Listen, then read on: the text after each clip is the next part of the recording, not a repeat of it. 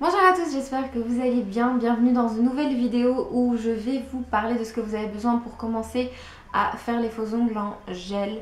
Donc je parle bien de hard gel, donc pas de soft gel, pas de vernis semi-permanent, pas de l'acrylique, le gel. Vraiment tout ce que vous avez besoin comme base. Donc après c'est à vous à compléter un peu votre kit. Mais on me le demande assez souvent, donc je me suis dit pourquoi pas vous montrer ce que vous avez vraiment besoin pour commencer. Après comme je dis, c'est à vous d'acheter vos couleurs, à vous d'acheter vos décos, etc.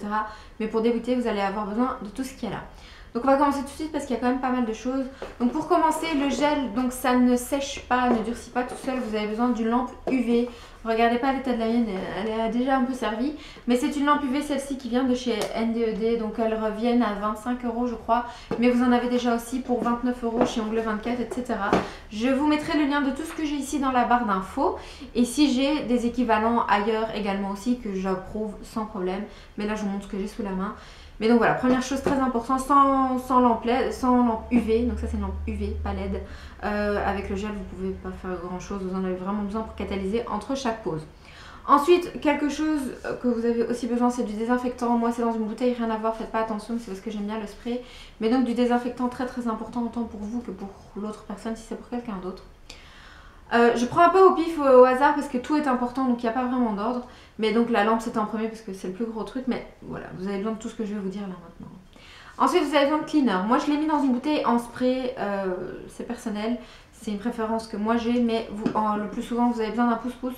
Donc c'est quelque chose avec, vous appuyez, vous avez le produit qui va en sortir. Moi perso j'en suis pas une grande fan, je préfère ça parce que j'ai une habitude, mais bon. Voilà, moi je l'ai mis dans une bouteille en spray, mais prenez un pouce-pouce si vous préférez, c'est plus facile, c'est plus rapide aussi. Mais du cleaner vous en aurez besoin en fait parce que à la fin souvent il y a du gras du gel parce que le gel laisse un dépôt. Une fois qu'il est catalysé vous devez l'enlever, surtout au moment de limer, etc. Si vous limez et que c'est gras ça va être une catastrophe. Donc vous avez vraiment besoin de ça. Pour ça forcément vous avez besoin de coton de cellulose. Moi ils viennent de chez NDD si je dis pas de bêtises, ils se valent tous, il n'y a pas de souci, essayez juste de trouver le meilleur rapport qualité-prix. Maintenant j'ai reçu beaucoup de messages me disant que les frais de port avaient augmenté sur NDD, j'ai pas encore bien regardé ça. Mais voilà, n'hésitez pas aussi à aller sur Ongles 24, c'est pas beaucoup plus cher et si au final vous y gagnez en frais de port, pourquoi pas aller chez eux. Ensuite vous aurez besoin forcément de limes, plein de limes. Moi mes limes préférées ce sont les bananes comme ça, les blanches, je sais pas pourquoi, au début je me disais pourquoi il y a zèbre, pourquoi il y a noir, etc. Mais finalement c'est vrai que j'ai une préférence, ce sont les blanches mes favorites, même si elles ont tendance, par exemple ici elle est rose, elles ont tendance à se salir plus vite, mais d'un autre côté ça me dérange pas plus que ça puisqu'on sait quand la jeter. Donc voilà, moi ce sont les blanches, ce sont du 100-180, comme ça vous avez les deux, vous avez un côté doux et un côté plus granuleux. Pour compléter le tout, c'est pas forcément obligatoire, mais je pense que vous en avez quand même besoin pour lisser votre ongle à la fin quand vous avez fini de faire votre construction, vous en aurez quand même besoin. C'est toujours bien d'en avoir et c'est pas très cher. Ce sont des pierres à 4 faces, donc c'est le même grain des 4 côtés et c'est franchement top et ça vous dure longtemps, donc voilà, ça vaut la peine de l'avoir. Ensuite, vous avez besoin également d'un pinceau. Et si possible, acheter un kit avec 4-5 pinceaux histoire que vous trouviez la taille qui vous convienne parce qu'on est tous un peu différentes sur ce point là. Moi j'aime travailler des pinceaux plus petits, je vais voir si j'en ai ici, ouais. Des pinceaux un peu plus petits, donc ça c'est un numéro 6 ou 9? C'est une question. C'est un numéro 6, donc c'est celui-ci, c'est un plus petit, c'est mes préférences à moi et moi je les aime un petit peu biseautés, donc non c'est pas biseauté c'est comme ça, moi je les aime arrondis. Et pas carré parce que j'en ai d'autres qui sont carrés, je vais voir si j'en ai ici, ouais. J'ai celui-ci ici qui est carré et je n'aime pas trop ça, je préfère vraiment quelque chose d'arrondi. C'est plus pratique pour les gens qui ont des cuticules plus arrondies, mais donc voilà, vous aurez forcément besoin d'un pinceau, donc au début prenez-en au moins un. Ensuite, ça j'ai remarqué que c'était pas spécialement dans les kits et vous aurez besoin d'un repousse cuticule. En fait dans les kits ils vous donnent souvent des bâtons de bois, j'essaie de vous montrer un. Ils vous donnent souvent des bâtons comme ça. Moi personnellement je préfère 1000 fois ceci pour repousser les cuticules, c'est beaucoup plus pratique et ça coûte rien du tout, je crois que c'est 1 €, donc et ça vous dure toute une vie, hein. Ça fait des années que je l'ai. J'en ai acheté un nouveau d'ailleurs mais juste pour en avoir un au cas où, mais sinon ça vous dure vraiment longtemps. Donc ça c'est fait. Ensuite là ça dépend un peu de ce que vous voulez apprendre. Alors, ou vous aurez besoin de capsules, moi honnêtement j'ai pas de capsules donc je vous ai trouvé juste des petites capsules que j'utilise pour faire du nail art, mais c'est pour m'entraîner. Vous aurez besoin ou de capsules avec une guillotine pour couper vos capsules parce que bon là c'est pas des capsules classiques mais quand vous avez des capsules classiques elles sont en général de cette taille là vous allez les coller sur votre ongle et vous n'avez pas besoin de cette taille là. Ce que vous allez devoir faire, c'est rentrer votre capsule et tout simplement guilloter, couper votre faux, donc vraiment le faux au niveau de la longueur que vous voulez. Donc n'oubliez pas la guillotine, c'est super important, sinon vous n'allez pas pouvoir les couper, vous allez essayer de le faire avec un coupe-ongle et que ça va pas être beau. Si au contraire vous n'utilisez pas de capsule, vous pouvez utiliser des chablons. Donc là dans ce cas là, moi ici j'ai un rouleau qui me reste comme ceci. Vous avez plein de sortes de chablons, il y a aussi celui-ci qui sont des longs chablons. D'ailleurs je ne les conseille pas spécialement parce qu'en fait c'est des chablons à double usage, mais pas vraiment parce que vous ne savez pas utiliser l'autre côté. Donc voilà, ils sont très beaux, mais je vous les conseille pas spécialement. Et vous avez aussi ceci. Moi, mes favoris pour l'instant entre ces trois-là, j'en ai d'autres aussi des chablons, mais que j'ai jamais racheté. C'est celui-ci, mon favori. Il colle plutôt pas mal. Et honnêtement, on sait faire pas mal de formes avec. Maintenant, si vous voulez faire du vraiment très long carré, ça le fera pas. Mais sinon, pour des normaux et du long pointu ou amande, pas de souci pour ça. Ballerine aussi, ça passe. Donc voilà, n'oubliez pas ou vos capsules ou vos chablons, ça dépend ce que vous préférez. Si vous voulez essayer les deux, essayez les deux. Conseil personnellement pour quelqu'un qui a appris comme ça, c'est beaucoup plus facile d'apprendre avec des capsules qu'avec du chablon. Donc j'ai commencé avec des capsules, maintenant je travaille plus qu'au chablon. Mais en débutant c'est plus facile les capsules. Ensuite vous avez besoin, pour préparer votre ongle etc, de deux produits. Il y en a un qui n'est pas indispensable, c'est du déshydratant. C'est pas écrit sur la bouteille, j'ai pas la référence mais... je vous mettrai tout dans la barre d'infos comme je vous l'ai dit. Mais donc ce sont sous forme de ces petites bouteilles comme ça. C'est du liquide en fait qui va déshydrater votre ongle naturel. Une fois que vous l'avez préparé, vous en avez besoin. Mais c'est pas obligatoire. Donc c'est vraiment pour rassurer encore plus l'adhésion du gel. Mais comme je dis, même si vous ne le mettez pas, ça va tenir. Il n'y a pas de souci si vous faites bien votre préparation. Moi je préfère la mettre parce qu'il y a des gens qui ont des soucis d'adhésion assez forts. Donc si jamais c'est quelqu'un qui a des problèmes de décollement alors que je prépare exactement comme quelqu'un d'autre, je préfère vraiment appliquer ça et du coup moi je le mets sur tout le monde parce que ça fait pas de mal. Ça peut faire que tenir la pose plus longtemps. Ensuite par contre ça c'est super important, vous avez besoin de primer, c'est obligé, vous en avez vraiment besoin.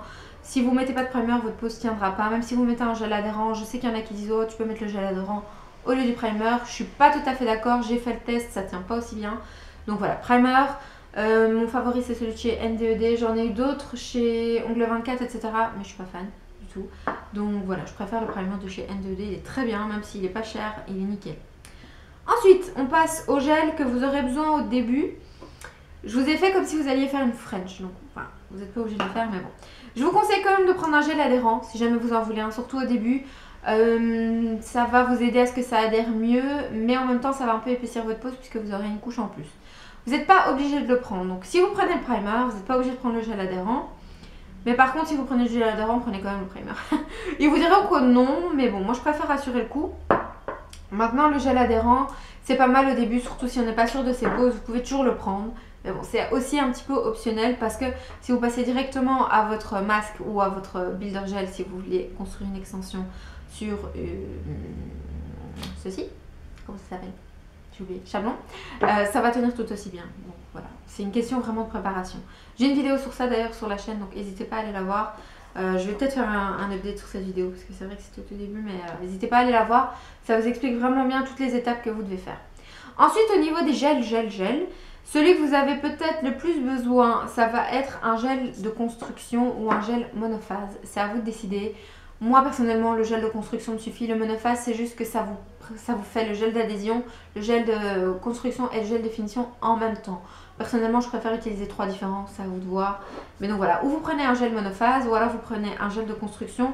Moi, mon favori de chez Ongle 24, c'est le Wrap Gel, donc le Wrap Gel Clear Bonelux. Parce qu'il est très bien adapté au chablon. Maintenant, ils ont à chaque fois des explications à côté des gels. Prenez en fonction de ce que vous voulez faire. Ils vous expliquent, voilà, celui-là marche bien avec les capsules, celui-là marche bien pour telle raison, celui-là marche bien pour telle raison.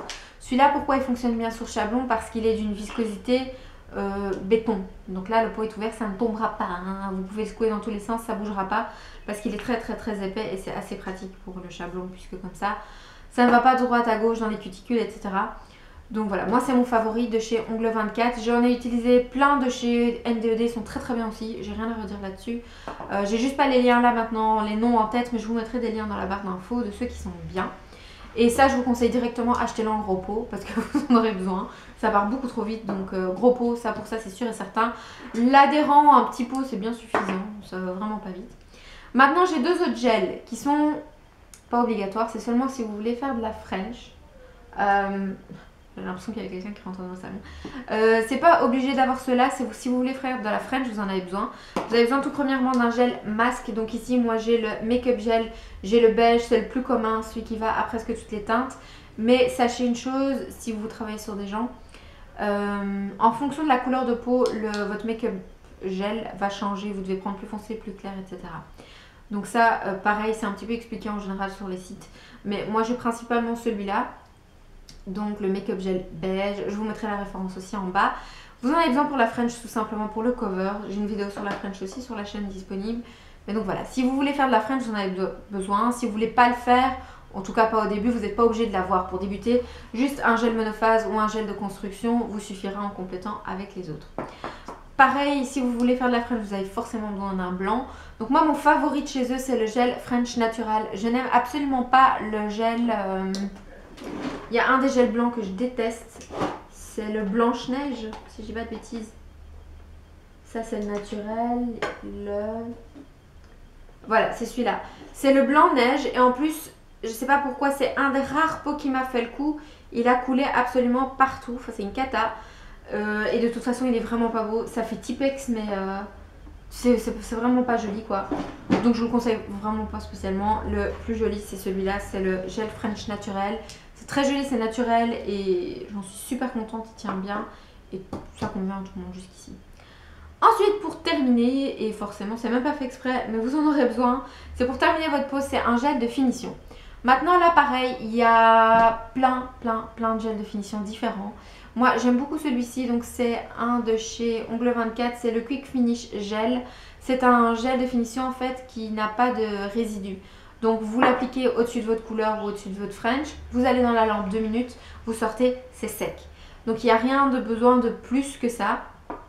Il n'y a pas besoin de dégraisser, etc. Vous avez vraiment fini votre pause. Maintenant, il y en a d'autres qui sont très bien aussi, qui sont de chez NDED, etc. Je vous les mettrai dans la barre d'infos et je préciserai lesquels sont secs directement, lesquels ne le sont pas.